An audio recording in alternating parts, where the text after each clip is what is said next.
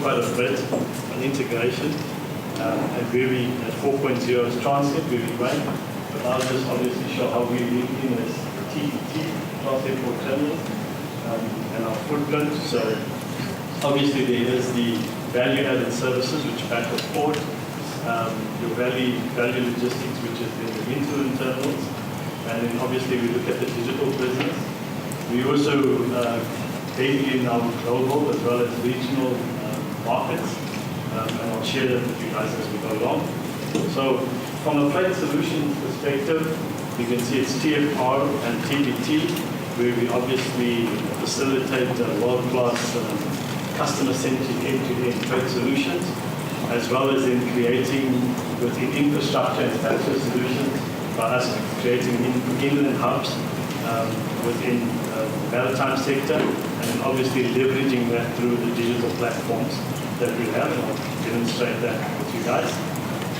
Within that, obviously, there's connectivity that we're going to talk about, so I'll try and save some time and get to the call of action where we actually executed quite a number of projects, and we understand that we talk about 4.0 and that the sort of digital platform is the one that's obviously going to connect these sort of nodes going into the future and in current present. So I won't brag about our African rail infrastructure, and we're all quite familiar with it.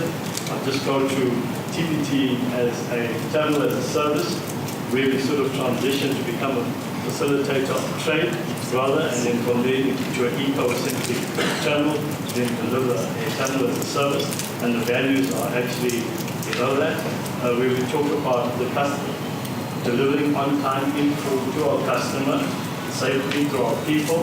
That's also talking about real-time data, intermodal connectivity, seamless automation, and we look at predictability with track and trace. As well, obviously with this, there's a lot of upskilling that we've got to go through, and you'll see when I sort of give you a picture of our story page, which is this. Currently, TPT, from a global perspective, we're playing in Benin. We have a soft entry there where we sold our system GCOS, and we've done training and a consultancy perspective, which is ongoing. There is another project that we're going to be pursuing.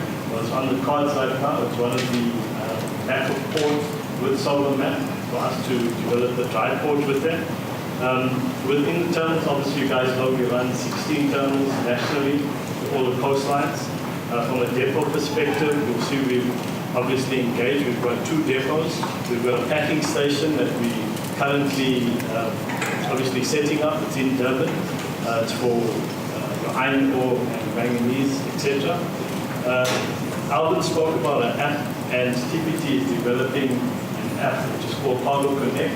We've changed the face of our business and how we do it, and the business model, because we obviously want to moving into the asset-light sector, peel off the top and create fluidity.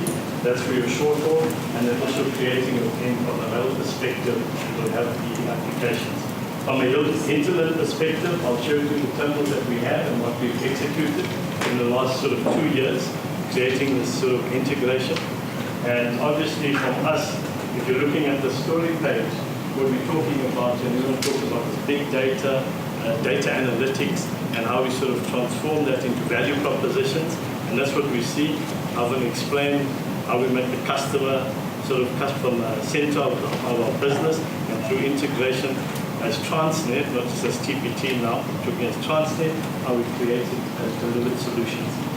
So obviously from that we ask, how do we measure ourselves and why do we do these things? Sort of the Logistics Performance Index as one of the sort of tools that we look at from the firms, how the ease of doing business. We talk about efficiency, talk about customs, cross-border trade, how do we then facilitate that? And also the quality of trade and transport within our rail network. And then we look at competencies and quality of the logistics service that we provide, and so forth. I mean, you guys can read this. The rail and sort of hinterland network connectivity, we understand that the port is strategically placed, and it creates a competitive economic advantage, not just for TPT or Transnet, but for the economy, facilitates trade. Connectivity is great. I think the picture here on the side actually shows you the sort of multimodal connectivity where we talk about DMC ship vessels coming in, you have a coastal services run, and then the predictability of rail connecting into the hinterland, which is from an intermodal perspective, as well as we're looking at getting into the airspace, becoming a logistics service provider, because that's our end goal is Transnet. And TPT, we obviously will facilitate what we can and then move on. Okay. So when we look at it, you might ask, and I sort of make the sentiment that we go in as Transnet, not as TPT, and how do we fit in as an integrated network within our ODs? So what we currently do, we have a joint operations center that facilitates the planning, as you can see here, and that's the import and export. Currently, from a container perspective, we use a system called Nevis. Most of you guys probably know that. So TPT is currently started planning for the last 2 weeks to increase the export flows across between TPT and TFR from an export perspective.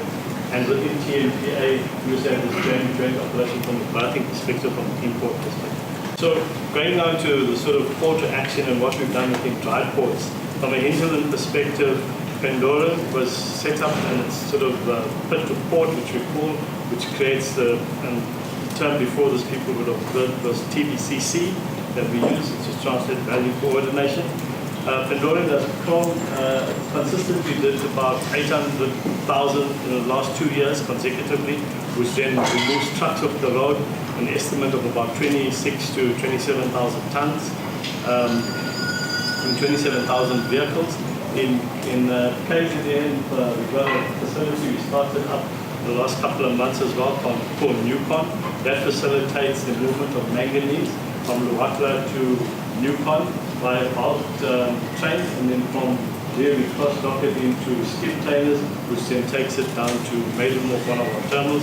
That's one of our sort of thrusts that we've got is protect, defend and protect and grow our business, and enhancing it by creating connectivity.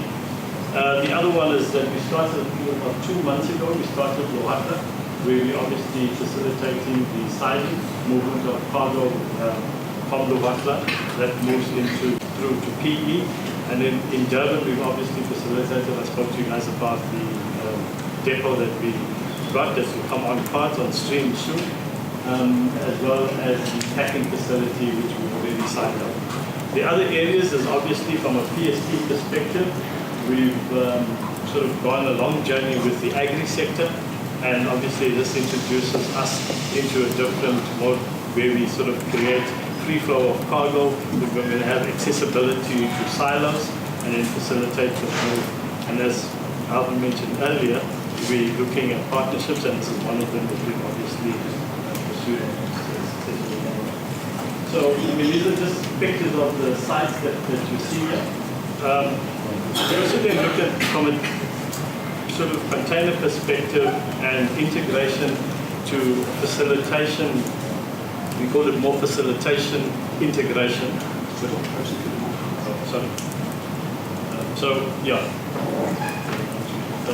So it means that where we look at the empty stacks, and that sort of facilitates directly into the terminals, as well as mentioned earlier on, where we do the rail planning for exports into the terminal. Obviously, the economic benefits from this connectivity of your SEZs that we see, improving supply chain logistics, etc., and reducing costs. And I think Alvin mentioned about the future. So from a picture of the future, this is what we foresee that this obviously from the terminal and the supply chain would look like, where you have a lot of automation within a terminal and within the supply chain.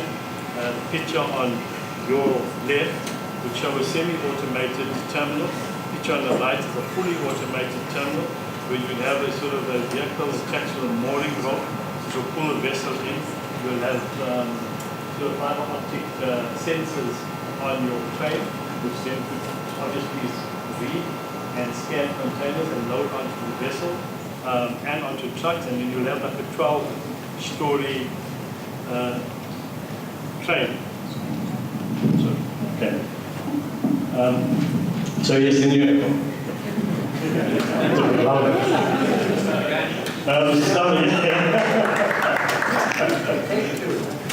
sorry. So yeah. So when we look at it, and I think for me, what was quite interesting, if you look at the supply chain at the bottom, so I try to create integration throughout and right to the bottom, and looking into the future, what the future ecosystem would look like, and you know, rail colleagues, and that's why we're saying we're looking at diversification.